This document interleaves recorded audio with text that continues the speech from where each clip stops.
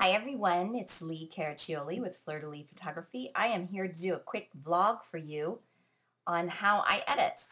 Everyone's process is different. This is simply the way I do, which is probably, you guys will probably notice that I do things incorrectly. Feel free, of course, to leave comments. I'm self-taught. I've never had a class, so I am always learning.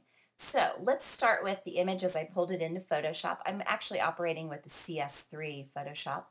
I pulled this image of my daughter in. I shoot raw. I actually brought it into Adobe Camera Raw first, and I made minor adjustments on the exposure, bringing the histogram back in check.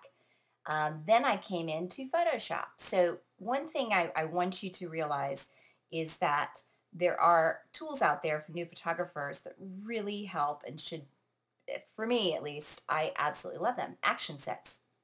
I use 3 of them with regularity. There's the Totally Rad Action sets. I absolutely love them. They rock.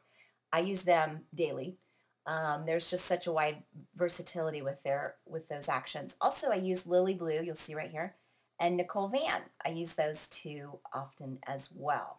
So, but the caveat with actions are, yeah, they're great, but if you play them and walk away, your pictures are going to look a little wonky. You have to come in there and make the minor adjustments to the opacity levels, and I will show you how to do that. So if you walk away with one thing, I hope it's that.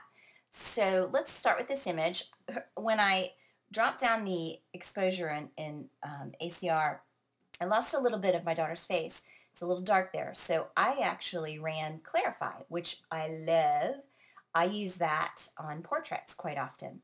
And every image has its own life, in my opinion. In this image, the focal point, for me at least, is the eyes. So I'm going to do a couple different things on this one that will help to accent the eyes.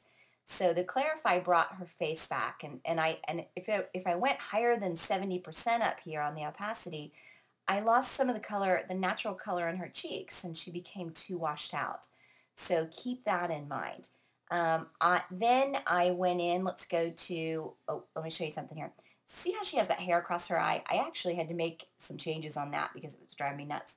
I went in and used the patch tool under her eye to get rid of that portion. And then I used a clone tool, really teeny tiny, with finesse through the eyeball to get rid of it. And you'll see that, I think, on the last image. I don't think it shows up on the next image. So let's go to the next one. I'm not going to go through each part because it takes a little while. So, oh, you can't see that one yet. Whoopsie. There we go.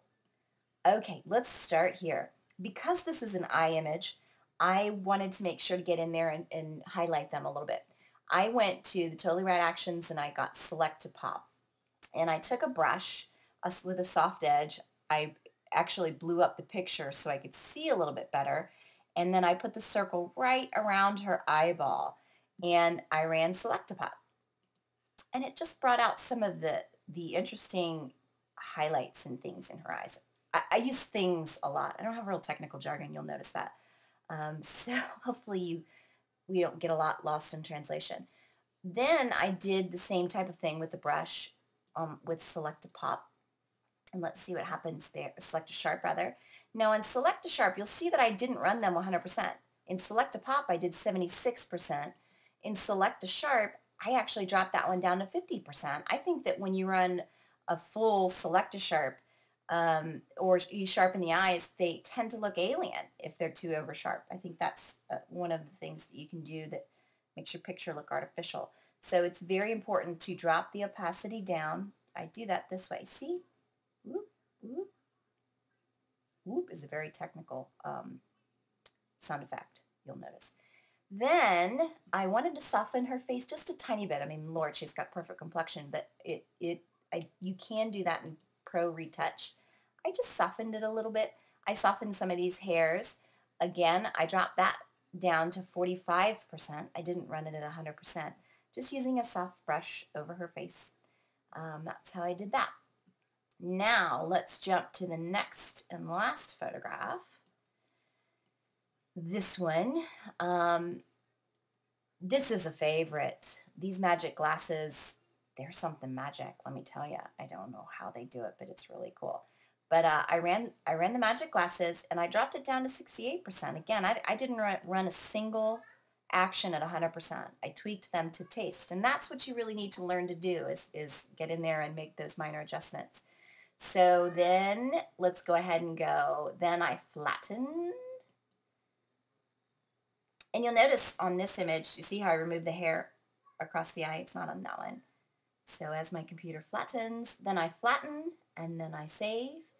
And then my edit is complete. I actually go through and then do a web sharpen. A friend of mine, Darren Ballman, came up with a great web sharpen that I use, which we're hoping to make available to you real soon. So I hope that helps you. If you have any questions, please leave them in the comments section, and I would be more than willing to address them. Photoshop is really about trial and error. Get in there and try some things and see what happens. In my case, it was about a lot of error in the first portion of first year of trying. But please, as I said, shoot me a DM, an email, find me on Facebook or Twitter if you have any questions or if you have any suggestions on how we can edit better. Thanks. Have a great day.